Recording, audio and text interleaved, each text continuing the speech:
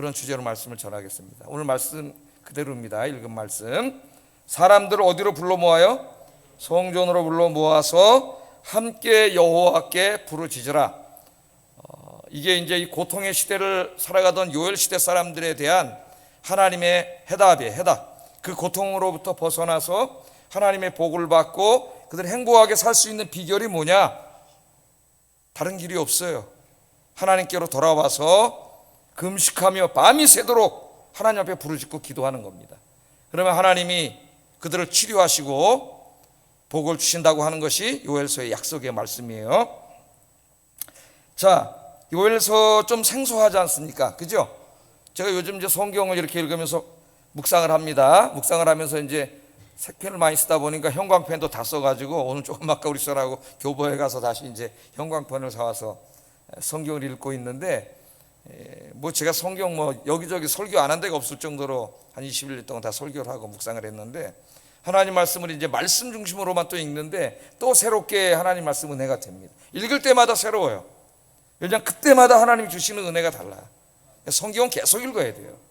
그리고 성경을 많이 읽어서 성경의 내용을 많이 알수록 그 이해의 깊이가 더 깊어져요.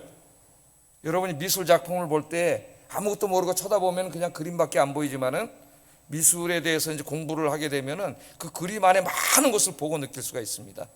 어떨 때는 한 그림 앞에 가서 1시간을 볼 수도 있어요. 그 그림이. 하나님 말씀도 마찬가지예요. 미술사가들이 그러죠. 아는 만큼 보인다 그래요. 성경도 아는 만큼 보입니다. 아는 만큼 하나님 말씀이 깨달아져요. 자, 이 요엘서는 좀 생소하기 때문에 간단하게 좀 생각을 먼저 해보면은 요엘서의 저자는 요엘이에요. 1장 1절 읽어보겠습니다. 시작. 그거는 뭐 성경 읽으면 우리가 금방 알 수 있습니다. 요엘이라고 하는 선지자를 통해서 하나님이 하신 말씀이고, 우리에게 요엘서는 딱 한 구절이 굉장히 유명하죠. 어떤 구절이에요? 말세에 하나님이 성령, 하나님이 영을 부어 주신다고 하는 그 약속의 말씀이 사도행전에 베드로가 설교할 때 그 성령의 약속의 말씀이 이루어졌잖아요. 그래서 우리가 요엘서는 그 부분만을 잘 알고 있습니다. 우리 대부분의 사람들이. 그런 요엘서 굉장히 중요한 메시지가 있어요. 실제는 요엘이 저자이고, 요엘서는 이제 우리말 성경하고 영어 성경에는 3장까지로 이렇게 구성이 되어 있지만은 원래 그 히브리말 성경에는 4장으로 되어 있습니다. 4장으로. 내용이 더 많은 게 아니고 2장 28절에서 32절 이렇게 보세요. 여러분 집에서 혼자 읽으실 때 2장 28절에서 32절 바로 뭐예요? 하나님의 축복의 말씀, 이것이 3장으로 되어 있어요. 우리는 이제 2장 안에 이렇게 들어가 있는데 히브리말 성경에는 3장으로 돼서 4장으로 되어 있다는 상식적으로만 그냥 이렇게 아시면 되고, 우리말 성경과 영어 성경에는 3장으로 되어 있기 때문에 내용은 똑같습니다. 장구분만 해놨다는 거예요. 이제 요엘서가 언제 기록한 것이냐 하는 것은 정확하게는 알 수 없습니다. 왜냐하면 다른 선지서들에는 선지서가 기록된 왕이 나오거나 역사적인 어떤 사실이 나와서 분명히 알 수가 있는데 요엘서에는 그런 게 하나도 나오지 않아요. 그래서 뭐 연구자마다 너무 다양한 의견이 존재하는데 가장 이른 시기를 주장하는 사람은 저기 기록된 대로 요아스 왕 때 BC 한 9세기 정도로 보는 사람이 있고, 가장 늦은 시기라고 주장하는 사람은 느헤미야 시대니까 한 BC 5세기 정도로 보는 사람이 있으니까 몇 년 차이가 나요. 한 400년. 정확히 모른다는 거죠. 모른다는 겁니다. 그러나 그 정확한 연도를 우리가 알지 못해도 요엘서를 읽는 데는 아무 지장이 없어요. 해석하는데 그 정도 우리가 상식적으로 알면 되겠습니다. 자, 오늘 이 1장 말씀에 보면은 하나님께서 이 말씀을 모든 사람이 들어야 함을 강조해요.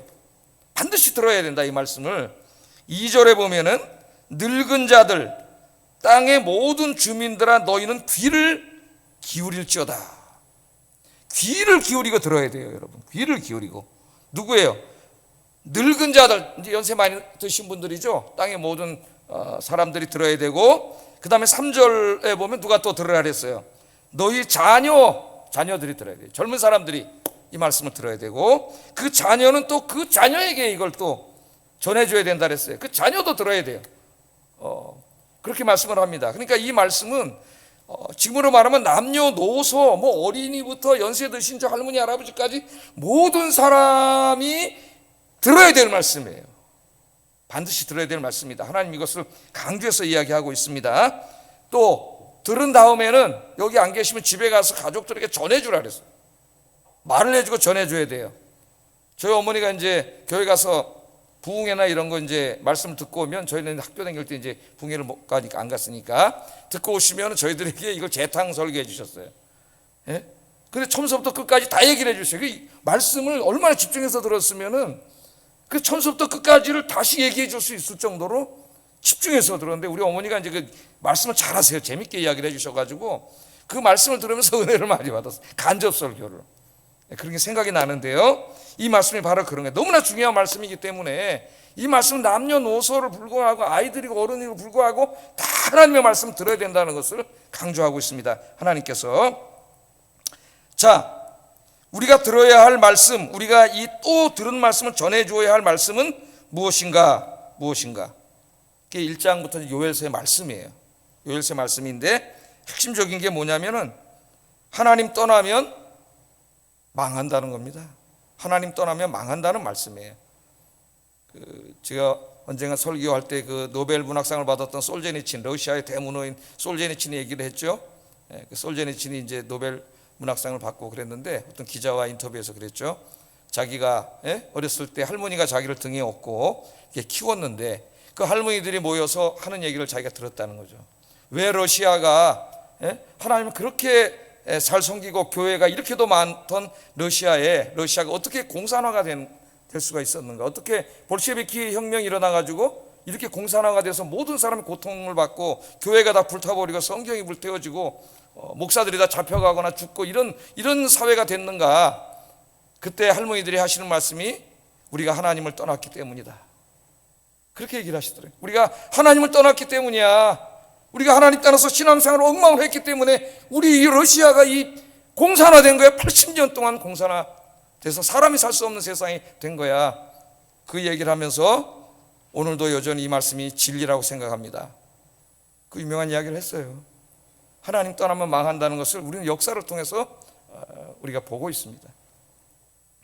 자, 이 요엘 선지자는 하나님의 백성들이 세상을 사랑하여 하나님을 떠났을 때 하나님으로부터 오는 두 가지 심판의 재앙에 대해서 이야기를 해요. 1장에서는 메뚜기 재앙에 대해서 이야기하고 2장을 읽어보면은 실제로 이제 그 군대가 쳐들어와서 전쟁이 일어나는 것에 대해서 이야기를 합니다. 제가 이제 최근에 묵상한 말씀이 호세아서하고 요엘서, 시편은 매일 묵상하고 그렇게 이제 계속 성경 말씀을 자세히 묵상을 하고 있어요. 그러다 이제 사실 오늘 설교를 준비를 했어요. 오늘 상황하고 너무나 잘 맞기 때문에 이 말씀이.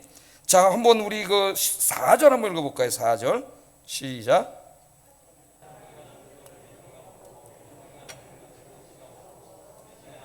황충이 먹었도다. 그 다음에 6절 7절 한번 읽어봅니다.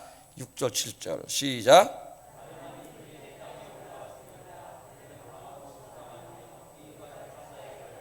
그 검지는 벗겨서 버리니 그 모든 가지가 하얗게 되었도다. 여기 보면은 팥종이, 메뚜기, 느치, 황충이 나와요. 자, 이 시대 사람들이 이제 이거 농업을 해서 먹고 사는 사람들이잖아요. 그런데 그 지역에 1년 농사진 것을 완전히 다 망쳐놓는 게 두 가지가 있어요. 하나는 메뚜기 떼가 덮쳐가지고 다 먹어버리는 것이고, 또 하나는 이방 군대들이 쳐들어와서 다 불살라버리고 뺏어가는 거예요. 이 두 가지를 요엘서는 하나님 떠난 백성들에게 내리시는 하나님의 재앙으로 바라보고 있습니다. 하나님의 재앙으로. 근데 여기 보면은 팥종이, 메뚜기, 느치, 황충, 이 보세요. 팥종이가 먹고 들어와서 남긴 것을 또 메뚜기가 와서 먹어버리고, 메뚜기가 먹고 남겨놓은 것을 느치가 먹어버리고, 느치가 남긴 것을 황충이 먹어버렸다 그러는데, 이 네 가지 곤충이 성경에 잘 나옵니다. 각각의 다른 곤충이라기보다는 다 그냥 메뚜기의 다양한 명칭이라고 보면 돼요. 메뚜기의 다양한 명칭들. 그러니까 지금 메뚜기가 한 번 때가 와서 휩쓸고 지나가도 거의 뭐 그냥 초토화 되는데, 한 번이 아니라 4번을 덮친 거예요. 4번. 그런 일이 있었던 것 같아요. 지역사회 4번을 덮쳐가지고 그냥 아예 그냥 껍데기까지 다 먹어서 그냥 한 톨도 안 남기고 싹 먹어버린 거예요. 농사진 거를. 지금 그 말씀을 하고 있죠. 한 번만 공격해도 남는 것이 없는데 4번이나 계속 공격해. 첫째가 와서 먹고 간 걸 두 번째 떼가 와서 또 뜯어먹고, 두 번째 뜯어먹은 세 번째가 또 뜯어먹고, 그게 날아가서 이제 끝났나 했더니 네 번째 떼가 또 와서 또 뜯어먹었어. 다 없어진 거죠. 출애굽기 10장에 보면은 그 메뚜기 재앙이 나오죠. 메뚜기 재앙이. 애굽왕이 모세를 통하여 전달된 하나님의 말씀을 거역하고 교만하게 행동했을 때 하나님이 메뚜기 떼를 보내셔가지고 애굽을 칩니다. 그러니까 이 메뚜기 떼는 하나님의 심판이에요.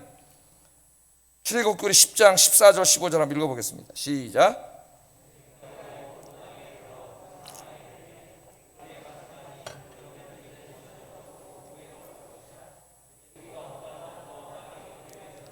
메뚜기가 우박에 상하지 아니한 밭의 채소와 나무 열매를 다 먹었으므로 애굽 온 땅에서 나무나 밭의 채소나 푸른 것은 남지 아니하였더라.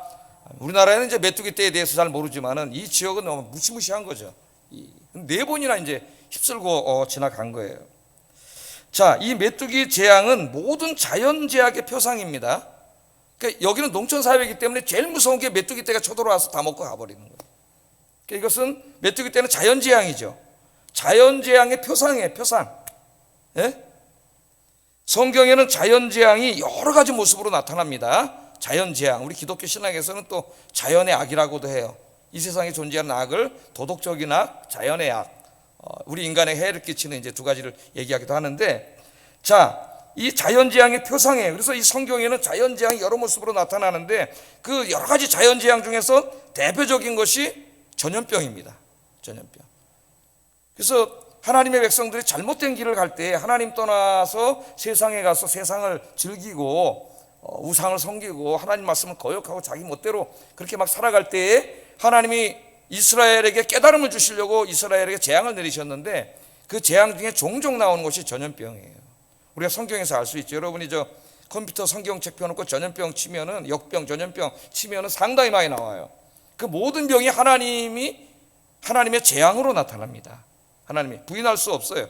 하나님의 재앙으로 그렇게 나타나고 있습니다.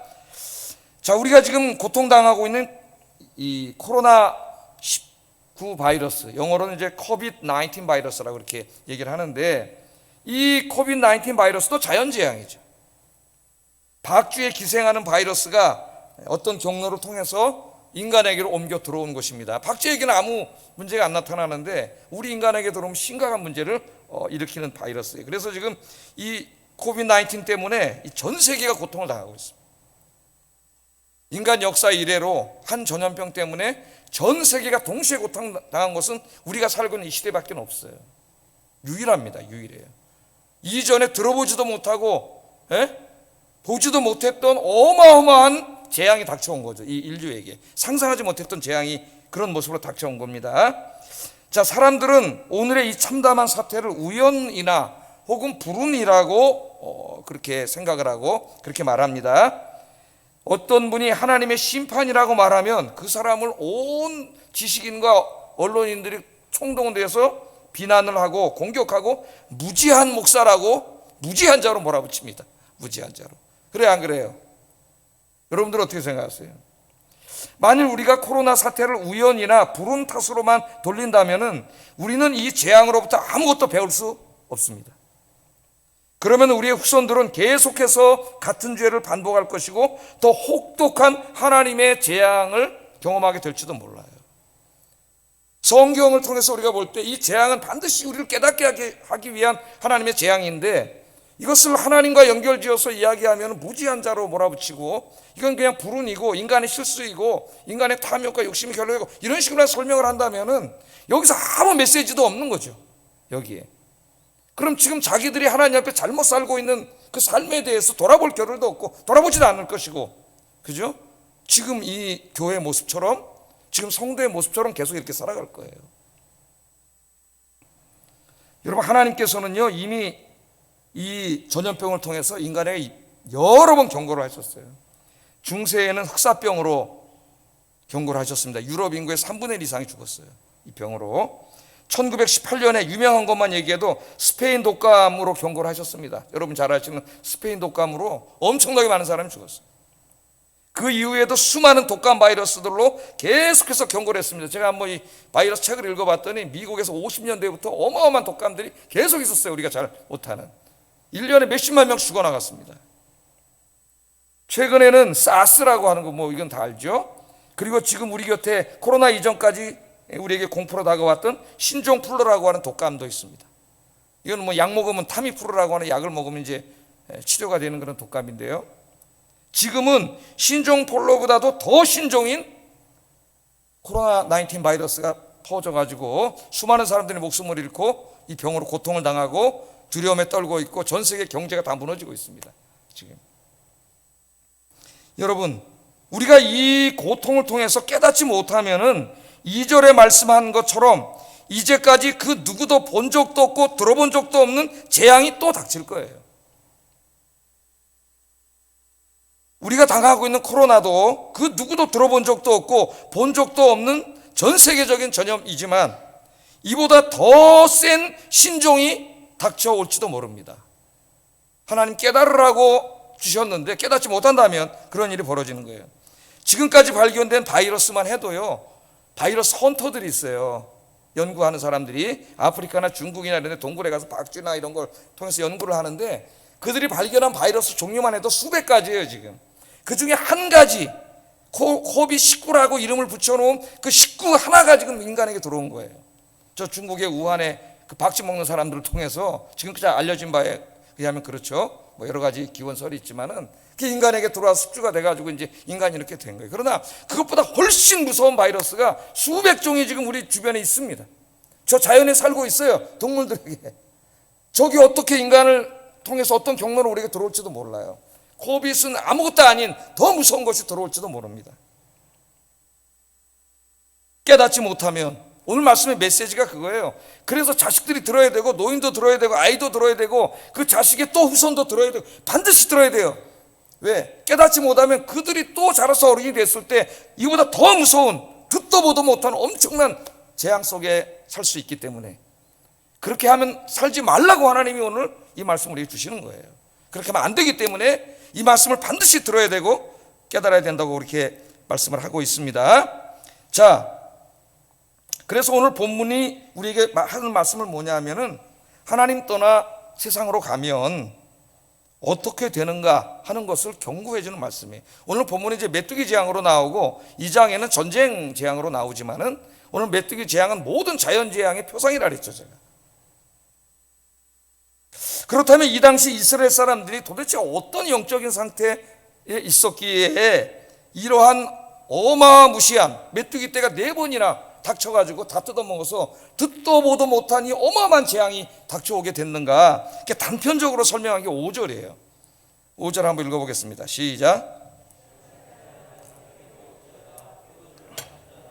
포도주를 마시는 자들아 너희는 울지어다. 이는 단 포도주가 너 입에서 끊어졌음이라. 이 말씀을 통해서 단편적으로 이 시대 사람들의 삶을 아는데 이 시대 사람들의 삶의 특징이 뭐냐면 취하는 자들, 그 다음에 포도주를 사랑하는 자들이에요. 술을 사랑하는 자들, 취하는 자들, 술을 사랑하는 자들. 우리 누구를 사랑하고 살아야 되죠? 하나님을 사랑하고 살아야 돼요. 이렇게 우리 교회 옆에도 보니까 주류집이 하나 생겼더라고. 교회 옆에다가 주류집을 차리고 잘 될 거라고 생각을 했는데 또 주류집이 하나 생겼어요. 뭐 고급 술을 파는 데 같아요. 엊그제도 뉴스를 보니까 뭐 우리나라 젊은 사람들이 와인을 굉장히 좋아해가지고 와인을 엄청 마시는데 이 와인을 더 젊은 애들에게 가까이 가기 위해서 그 이제 와인 먹을 때 전혀 맞지 않는다고 생각했던 뭐 떡볶이라든가 튀김이라든가 뭐 이런 거 하고 같이 어떤 사람이 가게를 열어가지고 굉장히 장사가 잘 된다는 그런 이제 뉴스에 영상이 나오는데 거기 앉은 애들이 다 젊은 애들이더라고요. 그 옛날에 학교 다닐 때 봐도 그 애들이 젊은 우리 대학생 이런 애들이 왜 그렇게 술에 쪄들어 있는지 왜 이렇게 젊은 애들이 술을 좋아하는지 내가 이해를 못 하겠어요. 예? 그러니까 여기 지금 그 술에 취한 자들, 포도주를 사랑하는 자들, 그러니까 이 전염병이 이렇게 만연해가지고 굉장히 감염될 위험이 있는데도 법으로 금지하는데도 지금 숨어가지고 어디서 문 닫아놓고 엄청나게 많은 사람들이 술을 마시고 와인을 마시고 그런 이상한 음란한 짓을 하고 진짜 술 취한 사회예요. 이 사회가 술이 없이는 살 수 없는, 술을 너무나 사랑하고 술에 취해서 다니는 사람들, 그런 사회가 아닌가. 그러나 여러분, 여기 술은 단순히 술만 말하는 게 아닙니다. 이 술은 하나님보다 더 우리가 사랑하는 세상의 모든 것들이에요. 세상에 취한 자들이고 이 세상의 즐거움과 재미에 취하고 세상의 즐거움을 사랑하는 자들, 그래서 하나님을 예배하고 하나님을 섬기고 봉사하고 이렇게 와서 예배하고 기도하는 것보다 세상을 더 사랑하는 사람들, 교회에 오지 않고 세상에 나가는 사람들의 삶을 의미해요. 세상에 취해 사는 사람들입니다. 하나님의 은혜로 경제가 많이 발전했습니다. 우리나라 세계에서 10위권에 들 정도로 잘 사는 나라가 됐어요. 거리를 다녀보면 알아요. 그 아파트 단지 차 세워놓은 거 보면 알아요. 거의 상당히 많은 차들이 다 외제차고 고급차들이 서 있습니다. 굉장히 잘 살죠. 이 세상에 나가면 인간의 우리 육신의 탐욕을 자극하는 재미있는 일들, 좋은 것들이 너무나 많이 보입니다. 너무나 많습니다. 특별히 도시문화 속에는 젊은이들을 유혹하는 너무나 많은 것들이 있죠. 또 사람들이 그런 걸 즐기고 살려면 돈을 벌어야 되니까 돈 버는 일에 너무나 바빠요. 갈수록 예배 참석률이 줄어들고 있습니다. 세상에 너무 바쁘고 세상의 재미에 너무 빠져 있어서 교회에 와서 예배 드릴 시간도 없어. 하나님보다 세상을 더 사랑하는 거예요. 지금 이스라엘에 이 하나님이 메뚜기 재앙을 내리려고 하시는 이 분위기가 바로 이런 분위기예요. 이런 분위기. 우리 한국교회 성도들의 모습은 어떨까? 한번 우리가 생각을 해봐야 됩니다. 호세아 2장에 보면 하나님께서 이런 사람들을 보시고 한탄하시는 말씀이 있어요. 호세아 2장 8절 한번 읽어보겠습니다. 시작.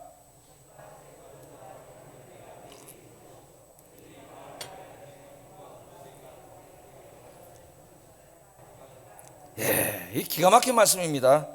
하나님이 뭐라 그러세요? 내가 너에게 복을 줬다 그러죠? 뭘 줬어요? 곡식을 주셨고 포도주를 주셨어요. 또 뭐 주셨어요? 기름을 주셨어요. 은도 주시고 금도 주셨습니다.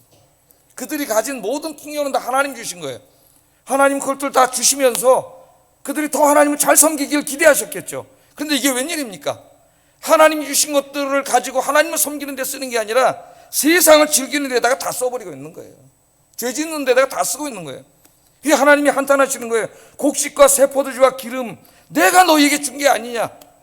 너희들의 금과 은, 돈 내가 너에게 준 게 아니냐. 근데 어떻게 그것을 가지고 세상을 즐기고 죄 짓는 데다 다 써버리느냐. 하나님이 한탄하시고 계신 거예요. 우리의 삶은 어떤가? 우리가 한번 생각해 봐야 됩니다. 바로 그런 상태에 있는 사람들에게 하나님이 하신 경고의 말씀이다. 경고의 말씀. 자, 하나님 떠난 결과 이스라엘은 어떻게 되었는가? 하나님이 경고의 말씀을 무시할 때는 어떻게 되는가? 10절 12절 한번 읽어보겠습니다. 시작.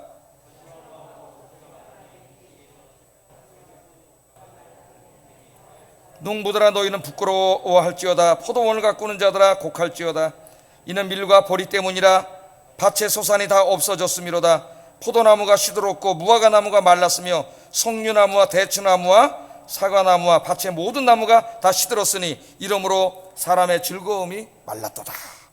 그런 얘기를 합니다. 하나님 떠난 결과가 뭐냐? 하나님 떠나면 인생에 슬픔이 찾아온다. 슬픔이. 기쁜 일들이 메마른다 그럽니다. 하나님이 기쁨의 근원을 말려버리신다 그래요. 말려버리신다.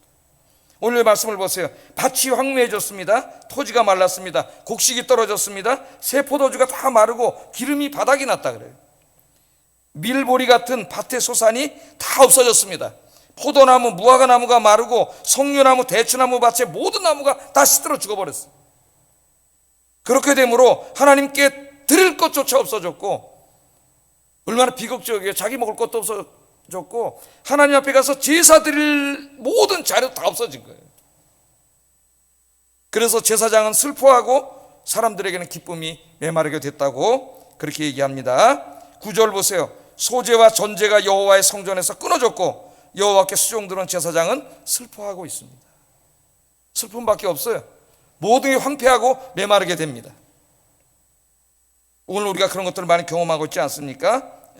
우리가 지금 누리고 있는 것들, 하나님을 더 잘 섬기라고 하나님 주셨는데 하나님이 주신 것들로 죄 짓는 데 사용하고 세상을 즐기는 데 사용하고 자기 욕망과 욕심을 채우는 데 다 써버린다는 거죠. 하나님 경고의 말씀이 뭡니까? 하루아침에 다 가져가실 수 있다는 거예요. 하나님이 명심하셔야 돼요. 우리가 하나님이 하루아침에 싹 가져갈 수 있습니다. 하루아침에. 그러면 하나님이 이제 이 경고의 말씀을 하셨어요. 이전에 그런 것들을 경험했는데 이제는 듣도 보도 못하니 어마어마한 재앙이 올 거라는 거예요. 하나님이 경고하실 때는 그 사랑의 메시지예요. 왜? 하나님께 돌아오라고 회개하라고 하나님 주신 사랑이에요. 이 선지서의 경고는 무슨 위협을 하는 게 아닙니다. 하나님은 돌아오라고 깨닫게 해서 돌아오게 해서 하나님 복받고 살게 하기 위한 하나님의 사랑의 메시지예요. 메시지. 자, 어떻게 해야 되는가? 하나님 분명한 길을 주시잖아요. 하나님께 돌아와야 합니다. 자신을 돌아보며 울며 회개하라고 말씀해요. 모든 성도들이 성전에 함께 모여서 자기를 위해서 울 뿐만 아니라 나라와 민족을 위해서 울며 기도하라고 말씀을 하셔요. 이게 유일한 소망의 길입니다. 13절 14절 한번 읽어보겠습니다. 시작.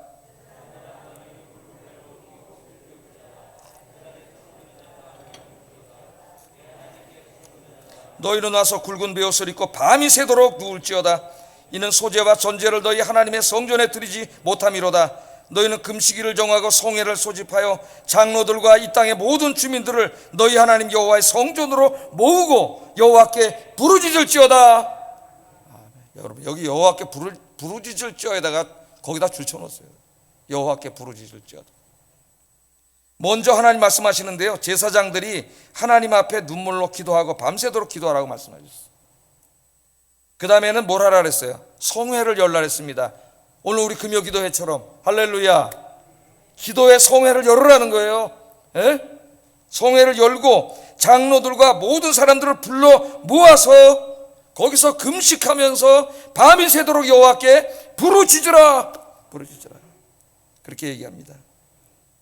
사람들이 성회로 모여서 모두가 함께 금식하면서 밤이 새도록 기도하는 것은 이 사태를 해결할 분은 오직 하나님 한 분뿐임을 고백하는 거예요.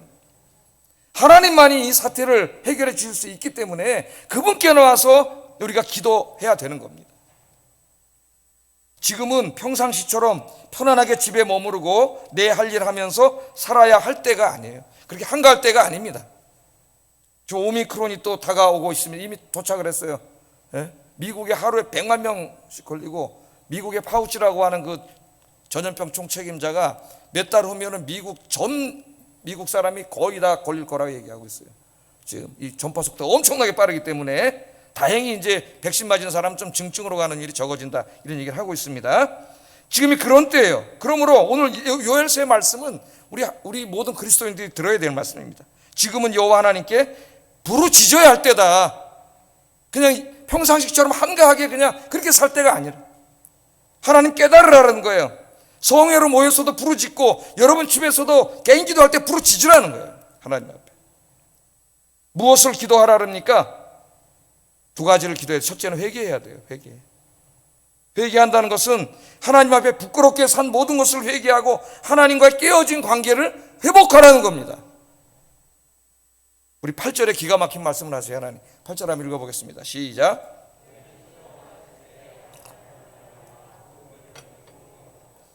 어떻게 울면서 부르짖으냐? 울면서 기도하. 이 심정으로 울면서 부르짖으라는 거예요. 이게 무슨 말씀이에요? 처녀가 어렸을 때 약혼한 남자로 말미암아 굵은 배로 동이고, 굵은 배는 누가 입니까? 장례식 슬픔 당한 사람들이 사람 죽었을 때 입는 옷이에요. 그러니까 여기 처녀는 누굽니까? 지금 정혼한 여자입니다. 정혼한 여성이에요. 예? 정혼을 했어요. 정혼은 결혼이나 마찬가지예요. 유대인들에게. 단 합방은 1년 후에 합니다. 이제 정혼을 해가지고 한 남성과 결혼을 한 거예요. 같이 합방만 안 했을 뿐이에요. 남편이나 마찬가지입니다. 정혼을 하고 이제 남편 사로 만나서 새롭게 살려고 기다리고 있는 그때 갑자기 남편이 죽어버린 거예요. 그 여인이 얼마나 기구한 녀석입니까? 여인이 얼마나 황당하겠어요. 얼마나 슬프겠어요. 그래서 여인이 너무나 황당하고 슬퍼서 울고 있는 그 여인의 울음처럼 울으라는 겁니다. 하나님 앞에. 우리에게 뭘 얘기하는 거죠? 성경에 보면 이제 호세아서를 읽어보면 선지서는 다 같이 읽어야 돼요. 유대인들에게는 한 권의 책으로 되어 있기 때문에 소선지서, 호세아서에 나와요. 하나님은 우리의 신랑과 같은 분이에요. 신랑 비유로 얘기합니다. 남편이라고 이야기해요. 예? 그런데 하나님의 신부된 우리들이 하나님과 관계를 끊었어요. 이 비유에서는 신랑이 죽었지만 하나님은 죽지 않으시죠? 하나님이 우리를 끄는 게 아니에요. 우리 스스로가 하나님으로부터 멀어진 거예요. 세상에 나가서 세상을 사랑하고 술 사랑하고 세상에 취해가지고 세상의 것을 간음한 거래. 간음. 세상의 간음함으로 신실하신 우리의 신랑 되신 하나님과 관계가 끊어진 거예요. 그것을 지금 정혼을 했는데 갑자기 신랑이 죽어버린 그 슬픈 여인에게 비유하는 겁니다. 우리의 처지가 지금 그렇게 비참하다는 거예요. 왜? 우리의 신랑 되신 신실하신 하나님과 깊은 영적인 관계 속에 있어야 되는데 세상을 너무 사랑하고 술을 너무 사랑해가지고 세상에 나가서 하나님과 깊은 관계를 맺는 영적인 관계를 다 끊어버린 거예요. 그러므로 여러분, 지금 우리에게 중요한 건 뭔지 아세요? 코로나를 뭐 어떻게 처치하고 백신이 어떻고 뭐 다 중요할 수 있겠지만은, 그러나 우리에게 가장 시급하고 중요한 것은 그게 아니에요. 지금 우리가 하나님께로 돌아가는 겁니다. 하나님께 돌아가서 신랑 되신 하나님과의 관계를 회복하고 이전처럼 신실한 하나님의 아내로서 살아가는 거예요. 호세아서에 우리에게 이야기하고 있는 것처럼. 그러면 하나님이 이 땅을 치유하실 줄로 믿습니다. 제일 먼저 기도해야 될 게 뭐냐? 끊어진 신랑이신 하나님과의 관계를 회복하게 하여 주시옵소서. 모든 죄를 회개하고 하나님께로 돌아가 예배와 기도의 자리로 돌아가지 않는 한 소망이 없습니다. 여러분, 그렇게 관계를 회복한 후에야 그 다음에 두 번째 기도가 우리의 회복을 위해서 기도하는 거예요. 지금 상태가 어떻습니까? 16절 18절 한번 읽어보겠습니다. 시작. 기쁨과 즐거움이 우리 하나님의 성전에서 끊어지지 아니하였느냐? 씨가 흙덩이 아래에서 썩어졌고 창고가 비었고 곡간이 무너졌으며 이는 곡식이 시들었음이로다. 가축이 울부짖고 소떼가 솟아나니 이는 꼴이 없음이라. 양떼도 피곤하도다. 다 지금 이렇게 힘들고 어렵고 이런 가운데 있는데, 바로 지금이 어떤 때냐면 이제 하나님 앞에 우리가 이런 상황이 있습니다. 하나님, 너무 힘듭니다. 하나님 앞에 아뢰고 이제 두 번째 회복을 위해서 기도하라는 겁니다. 제일 먼저 뭘 기도하라고요? 나의 죄를 회개하고 하나님과의 관계 회복을 위해서. 굉장히 중요해요. 여러분, 이것은 여러분만 들어서도 안 되고 여러분 자녀와 여러분 손자와 여러분의 가족 모두가 들어야 될 말씀이라 그랬죠. 하나님께로 돌아와야 돼요. 올 한 해는 정말 여러분의 가족들이 다 하나님께로 돌아와 하나님과의 관계가 회복되도록 눈물로 기도하여서 정말 모든 가족이 주님 앞에 성경 신년예배 때는 예배할 수 있는 여러분 가족이 되기를 주의 이름으로 축복합니다. 하나님보다 더 사랑하는 것들, 더 즐기려고 하는 것들, 더 재밌어 하는 것들, 예배에 드리는 것보다, 성경 읽는 것보다, 기도하는 것보다 더 좋아하고 즐거운 것들 다 끊어버리고 하나님께로 돌아와 기도와 말씀과 예배 중에 하나님과 깊이 영적으로 만나는 하나님의 순결한 신부들로 회복되기를 주의 이름으로 축복합니다.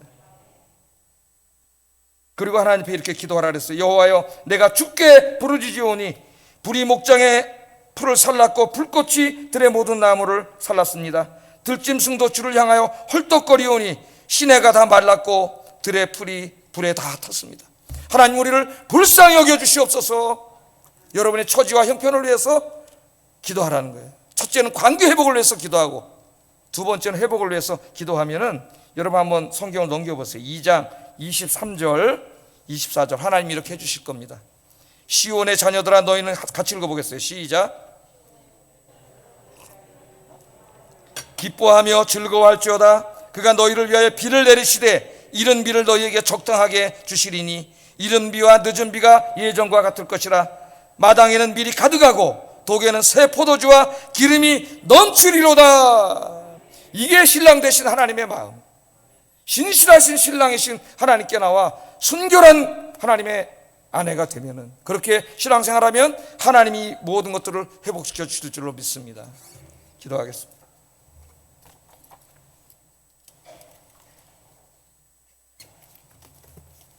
말씀을 생각하면서 우리 기도하겠습니다. 하나님 떠나며 망한다는 것과 깨닫지 못하면 계속해서 더 심각한 재앙에 처하게 된다는 것을 깨닫게 하소서. 두 번째, 나의 부끄러운 삶을 돌아보며 가슴을 찢으며 밤을 새운 눈물로 회개하고 금식하며 하나님과의 깨어진 관계를 회복하게 하소서. 제일 중요합니다. 세 번째, 이 상황을 해결할 분은, 이 코로나를 해결할 분은 하나님뿐임을 인정하고 나 자신과 이 땅의 회복을 위하여 하나님께 눈물로 부르짖게 하소서. 오늘부터 교회 와서 부르짖고 가정에서 부르짖게 하소서. 기도하겠습니다.